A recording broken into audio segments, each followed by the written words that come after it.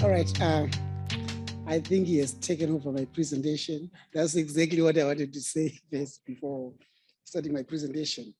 But I'm actually coming from this background where I see one arm of artificial intelligence lagging behind, and people preach data, data, and data, machine learning, and machine learning. And we kind of changing the definition of artificial intelligence to kind of only be talking about data-driven artificial intelligence. And this is the background I'm coming with when I wrote this paper. So I want to reference some speaker. Where is she again? Nomsa, where is Nomsa now? Is Nomsa still here? I was listening to Nomsa when she was presenting some stuff here and reading the slides as well. And I captured what they were saying. Data is the fuel of artificial intelligence. That's one sentence that she had on a slide. AI is data hog. I think Prof also mentioned it, Ambassador. AI comes into effect when data is available. Building AI systems require large data sets. So according to them, AI is all about data. And I heard this being reiterated quite often in many people's presentations. And this is what really drove my interest into coming up with my paper. Are we saying we cannot plan without data? Are we saying we cannot see the future without data? Are we saying everything requires history for us to know the future? And this is what really drove everything that I'll talk about today. Do we need data for every problem, right? So my definition of artificial intelligence tries to look at different arms that have been described out there. And most people tend to revolve around the machine learning side, ignoring computer vision, natural language processing, knowledge reasoning, planning, and many other things that also are part of artificial intelligence. And how do we then do our research? How does NEMISA have to kind of accommodate everyone in AI so that we really define AI in full?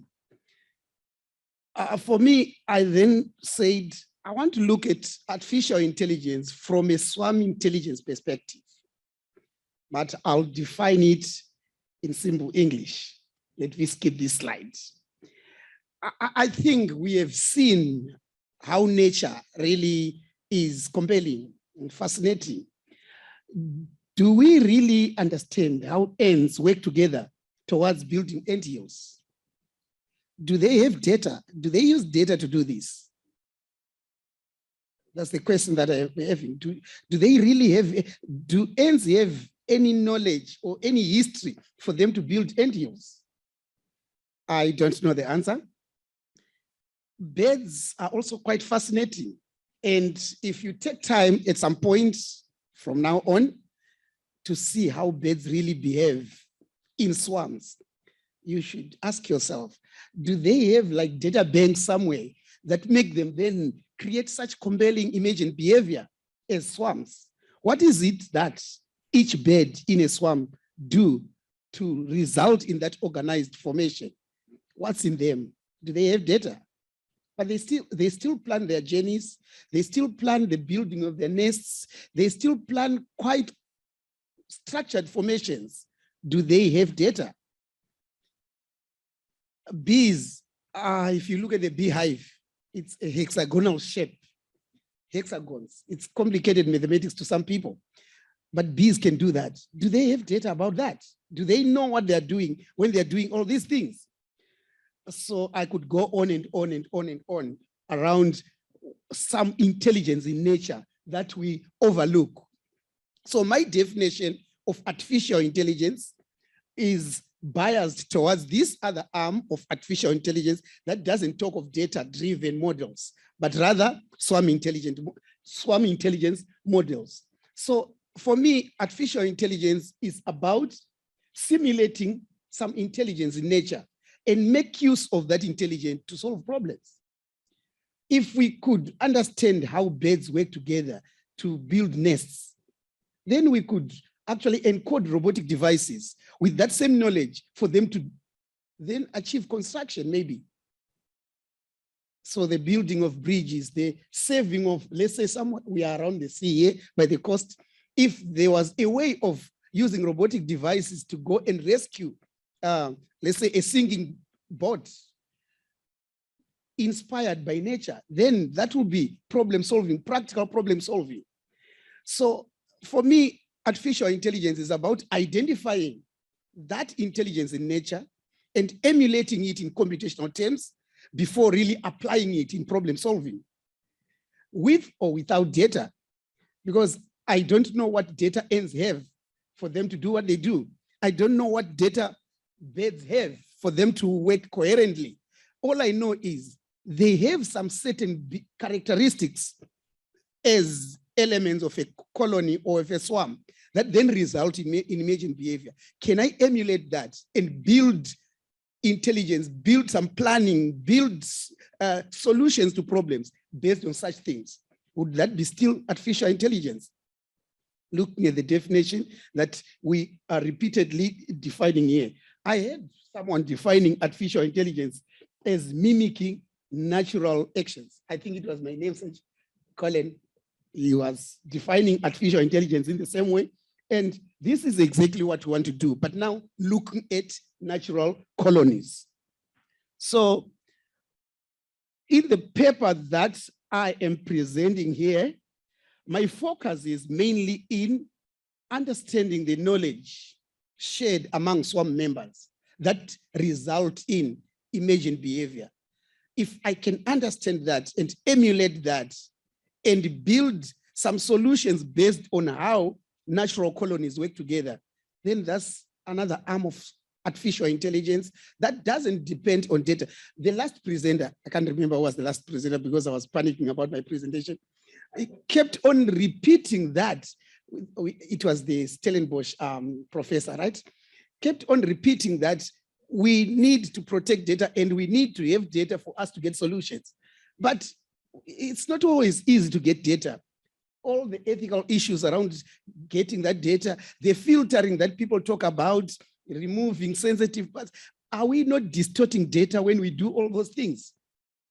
So I am trying to come with a different way of solving problems where we don't need this thing called data, but rather exploit how natural swarms behave towards problem solving. So my hope, which is still a hope, so the paper that I have is actually more like a survey paper.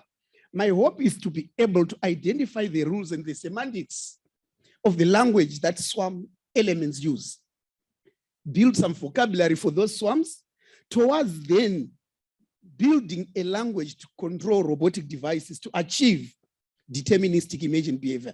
I am very sensitive about the creation of engines of distractions. We don't want to build robotic devices that will end up using us instead of us using them. So to do that, I would want to be able to prescribe a language for robotic devices, a language for controlling robotic devices to achieve what we want them to do, what we want to achieve, that's problem solving, instead of what they want to do. So at the end of the day, my final result would be a language for controlling robotic devices towards emergent behavior. And that's what I call an ontology in my context. So the bigger picture is there are so many kind of natural swarms out there.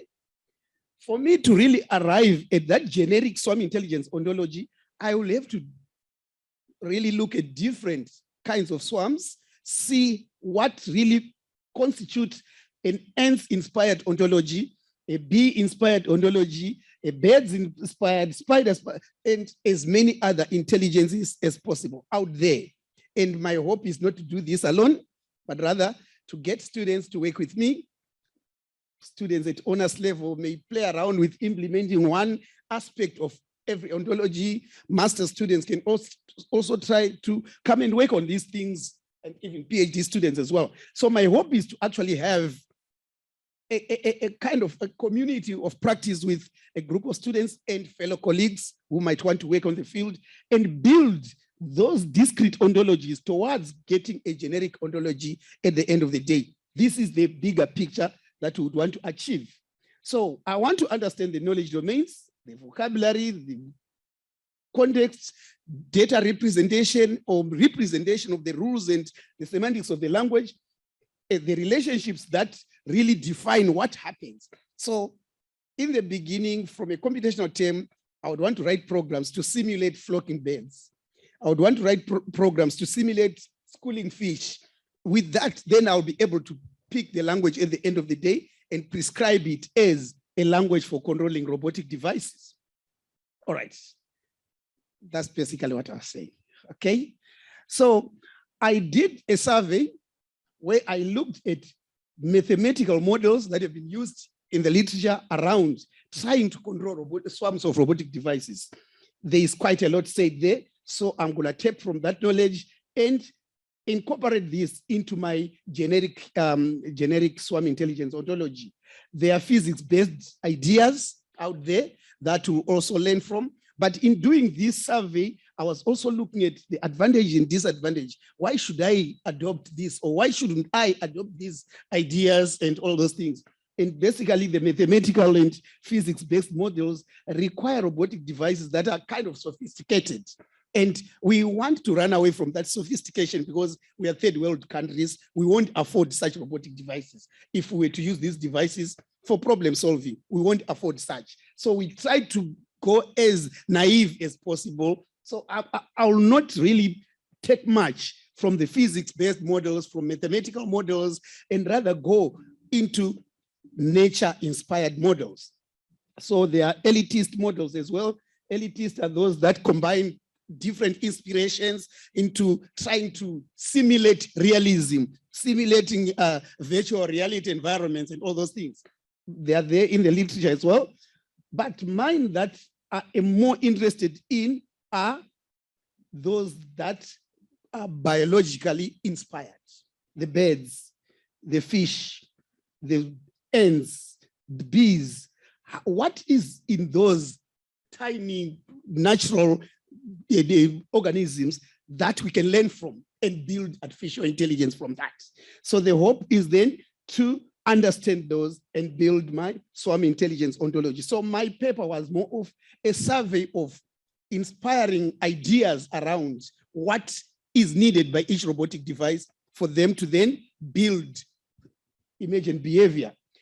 So at the end of the day, I would want to be able to represent kind of the knowledge required by these robotic devices in the form of a language, a dictionary of vocabulary for the robotic devices where they can mine for what they need depending on the task that is tabled to the swarm at the time.